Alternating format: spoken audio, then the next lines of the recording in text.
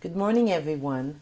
My name is Leah Wapner. I am the CEO of the Israeli Medical Association. This is not an easy time for you, as I know. We are all aware of the great challenges that you as physicians face in Korea. And the KMA is leading a very difficult struggle. And as one who's been in a few struggles, we are all aware of how difficult this is. Physicians get up in the morning and want to take care of their patients. They don't want to go on fights. They don't want to have conflicts with the government. But sometimes there just is no other choice. And I know that you are all now facing a critical moment for physicians in South Korea. The moment where it will be decided whether medicine will be clear who is a physician that studied and has been licensed and trained in modern medicine and who is someone who practices traditional medicine. I think that in the East in general, there is something which we don't always know, the idea of traditional medicine, and a patient can choose between traditional medicine and between what we call modern medicine or Western medicine. I don't think there is a problem if the patient decides to choose, but I think it is clear that if you try to confuse and try to blur the boundaries between these two things, this is not going to be good for medicine, this is not going to be good for the patients, and it definitely is not going to be good for the physicians. So I know that your cause is just, I know that your battle is difficult, and most of all, I know that as physicians, this is against what you would like to do. But as I said previously, there comes a time in every organization where we have no choice and we must stand up for what we believe is right. The Israeli Medical Association has faced these challenges more than once.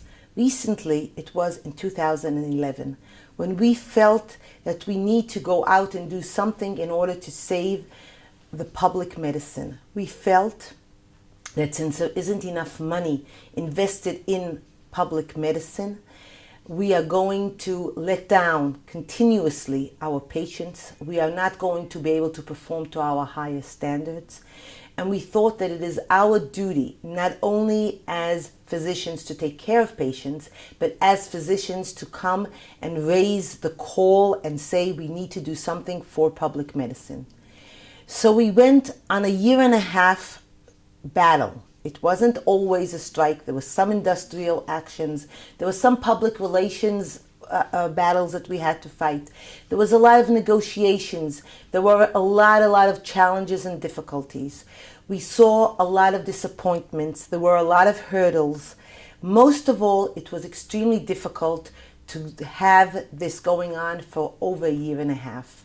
But I think that in the end, we were quite successful. You're never 100% successful, but we were successful enough.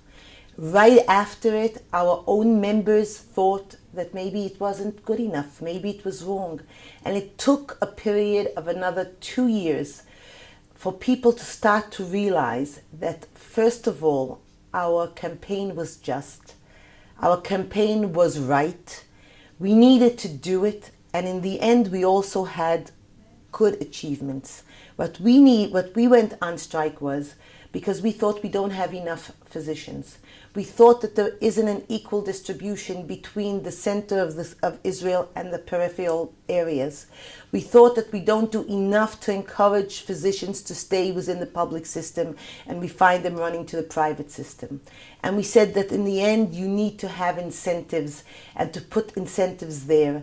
We reached an agreement that was negotiated for over 1/2 year. Through that time, we went through our longest industrial action. We were on strikes on and off for about 127 days.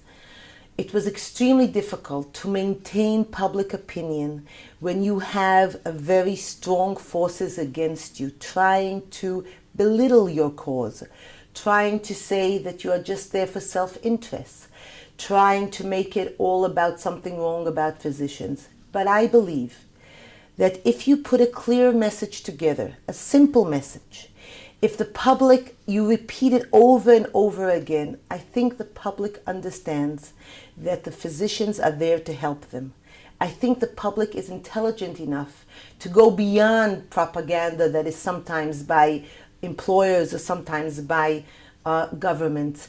I think that in the end, every single person from the public believes his physician, and he knows that the physician is there to help him.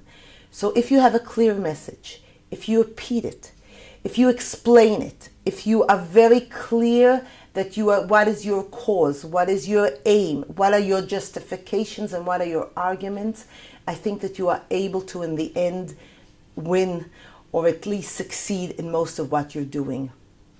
I think that it is also easy for physicians in one aspect, that until they decide to go on any type of campaign, it's usually when they know that there is no other alternative.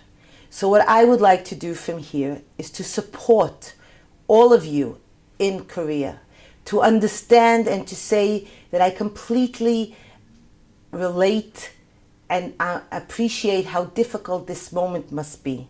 But I also know that you have a wonderful leadership, and the leadership that we meet in the WMA, as I said again, Dr. Chu and Dr. Shin, is a leadership that you can follow, that I'm sure will be able to, at the end, navigate this very difficult time and will be able to bring the Korean Medical Association to a safe harbor. So once again, good luck, and know that all your friends in Israel are all behind you. Thank you.